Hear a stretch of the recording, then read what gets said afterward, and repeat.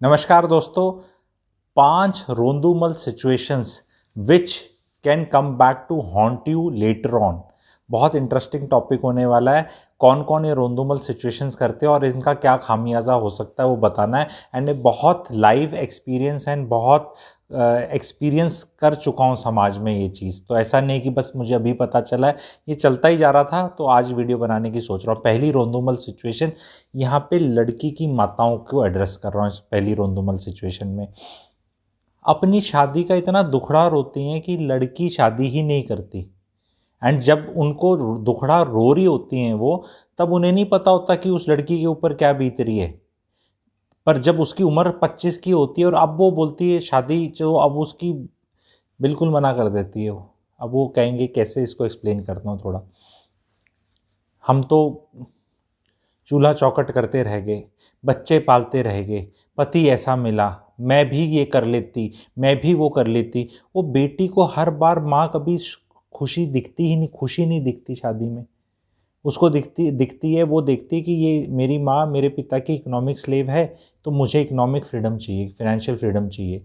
किसी तरह अगर मेरी लगी तो मैं तो किसी आदमी के अब गुलामी नहीं करने वाली, ऐसा थॉट प्रोसेस हो जाता है। और कभी कभी तो पेरेंटिंग में महिलाएं, औरतें बच्चों को और कई बार लड़कियों को स्पेशली इस तरह दिखा देती कि हम तो तुम्हें पालते रह गए तो मज़ा ही नहीं आया, मतलब हम तो अपना जीवन जी नहीं पाए।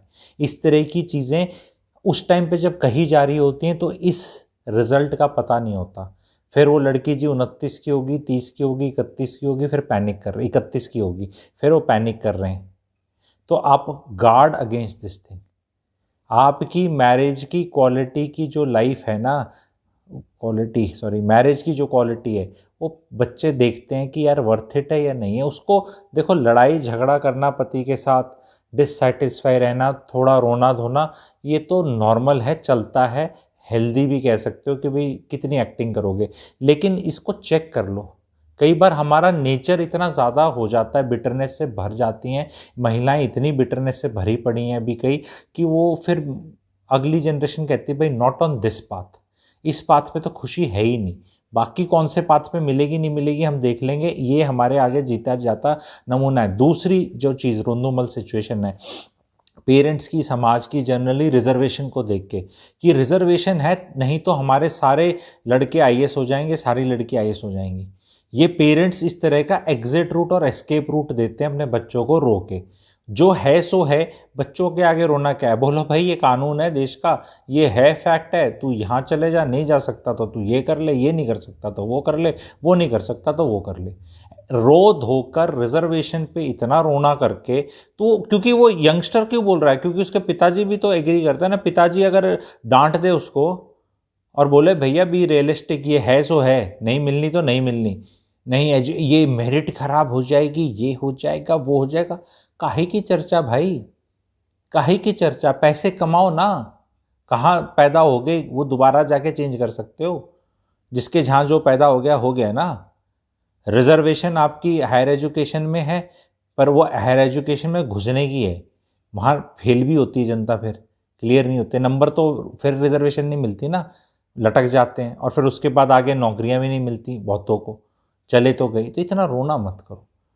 फिर ये आईआईटी आपके 5 हुआ करते, गवर्नमेंट ने फिर इतने खोल दिए, 10,000 सीट कर दी जो 3,000 2,000 हुआ करती। कभी रोना कभी ख़त्म नहीं होता। 10,000 के बाद 50,000 गवर्नमेंट सीट कर दे, 50,000 का 5 लाख कर दे, और वो रिजर्वेशन वाली भी 2.5 लाख हो जाएं, जो कभी 2,000 ही थी, 2 की 10 कर दी।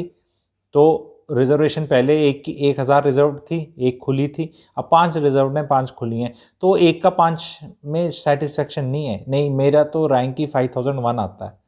ठीक है, ये अप्रोच को करना बंद कर दो। तीसरी चीज़, करप्शन। देश में करप्शन है, इस पर ना मैं वीडियो बनाना चाहता हूँ, आप लोग बताना, मैं कई दिनों से सोच रहा हूँ, इस पर भी मैं काफ़ी क्लैरिटी देने वाला हूँ। करप्शन का इतना रोना रोते हैं, इतना रोना रोते हैं, करप्शन और पोल्यूशन भी साथ में। India is a corrupt country, corrupt country, polluted, corrupt, polluted, corrupt, करके उसके बाद वो आपका बच्चा कनाडा चला जाता है वहाँ करप्शन नहीं है, वहाँ पोल्यूशन नहीं है। ठीक है, वहाँ और 1.5 करोड़ समस्या हो सकती हैं। फिर रोगे कि बुढ़ापे में पूछता नहीं, आता नहीं, हमने खुद ही कर दिया, खुद ही नफरत करा दी अपने बच्चे को। रोंदूमल सिंड्रोम है ना ये, करप्शन है, करप्शन है, करप्शन है। करप्शन कितनी करप्शन है, मैं इस पर फिर ज़्यादा बोलूँगा तो वो वीडियो बन जाएगा, ठीक है। करप्शन है मतलब रोज़ हम बाहर जाते हैं, रोज़ हमारा को कोई लूट लेता है, ठीक है। मतलब चेक कर लो ना, करप्शन पे बहुत प्यारा वीडियो बनेगा। मैं अंदर से बड़ी फीलिंग आ रही है। आप लोग थोड़ा सा कवि और शायर को बोलो थोड़ी वो वाली कविता और शायरी लिखे, तो मैं ज़रूर बनाऊंगा करप्शन पे। करप्शन का ना है, मैं कोई मना नहीं करता, ठीक है। एंड कोई अच्छी चीज़ भी नहीं है, बट एक रोने की लिमिट है।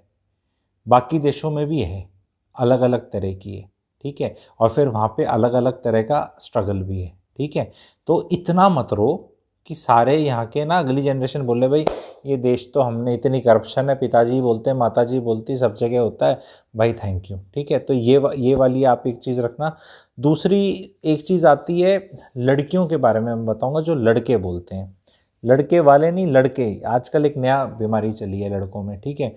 मेरे दोस्त को वो लड़की ने झूठे केस में फंसा दिया, ये झूठा केस सिंड्रोम है, ये लड़कों का रोना चल रहा है, ठीक है।